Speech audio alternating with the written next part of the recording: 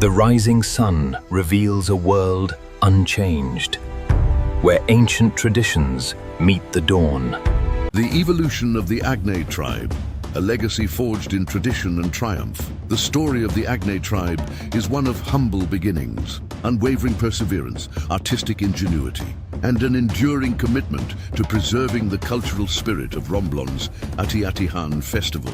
From a modest barangay delegation to becoming one of the festival's most celebrated and undefeated champions, the tribe's history reflects the passion and collective dedication of generations of Agnaynons. 1973, the first footsteps, Agnay's maiden participation.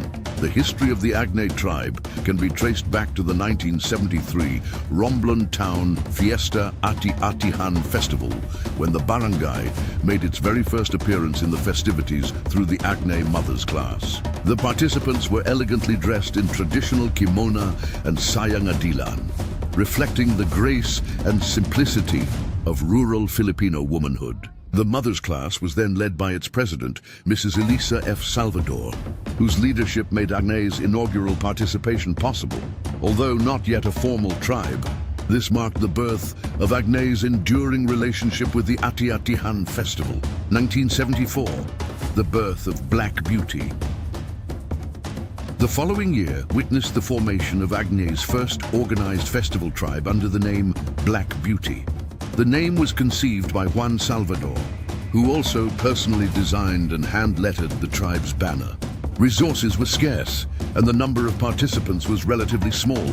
Their costumes were fashioned from dait, kustal, while their bodies were painted using charcoal, buling akuyon, mixed with black dubos. Without the luxury of drums, participants improvised by carrying tin cans that served as makeshift percussion instruments, producing rhythmic sounds reminiscent of maracas. The tribe was managed by Nazario Relox, whose organizational skills would later become instrumental in shaping the tribe's identity.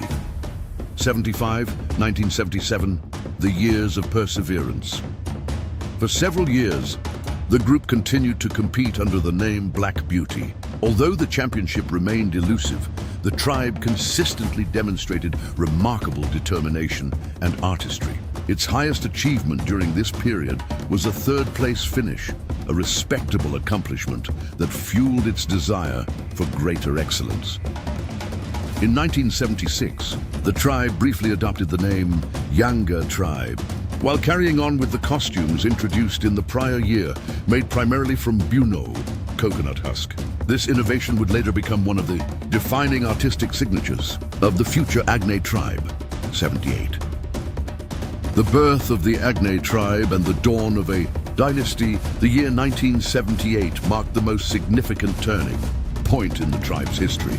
Under the visionary leadership of Mrs. Erlinda Linda C. and Fiscal Joel C. and the general supervision and artistic choreography and direction of Mrs. Arlene de la Vega and Mr. Eddie de la Vega, the group officially adopted the tribe name Agnay. The decision was deliberate and symbolic, to unite the identity of the tribe with that of its home barangay, allowing Agnay to proudly carry its own name into the festival arena.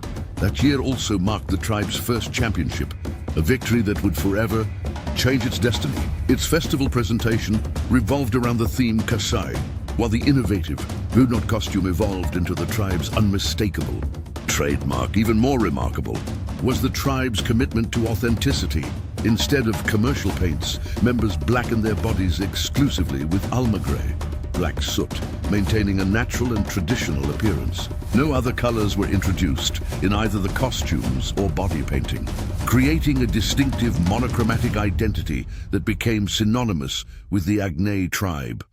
The tribe's artistic excellence was also significantly shaped by Nazario Relox, who served as costume director from 1978 until 1983, creating costumes that became legendary in the history of Romblon's Ati-Atihan festival. 1983, the Grand Slam era inspired by its historic breakthrough. The Agnay tribe returned to the festival each succeeding year under the continued leadership of Fiscal Joel Sai and Mrs. Linda Sai, the general supervision and artistic direction of Mr. and Mrs. Arlene de la Vega, and the costume direction of Nazario Relox. From 1979 to 1983, the tribe dominated the competition, winning championship after championship and establishing itself as one of the festival's greatest forces. This remarkable streak earned Agnay the distinction of becoming a Grand Slam champion, firmly establishing its reputation for artistic innovation, disciplined performance, and cultural authenticity. 94, a year of silence, for reasons known only to history. The Agnay tribe did not participate in the 1984 Ati-Ati-Han festival. Although absent from the streets, its legacy remained alive in the memories of festival enthusiasts. 85, the champion returns. After a year's absence, Agnay returned to competition with renewed vigor and once again captured the championship. This year's costumes introduced another remarkable innovation. Instead of relying solely on bunot, the tribe utilized the bark of the lagaya tree as the primary costume material, artistically embellished with diamond-cut bunot. Traditional pugsong remained an essential accessory, adding authenticity and cultural character to the ensemble. The victory reaffirmed that Agnay's excellence had not diminished despite its brief hiatus. 1990, another hiatus following its 1985 triumph. The Agnay tribe once again stepped away from competition for 5 consecutive years. Yet even in absence, the tribe's reputation as a champion endured. 91. The return of the warriors in 1991, Agnay made another triumphant return.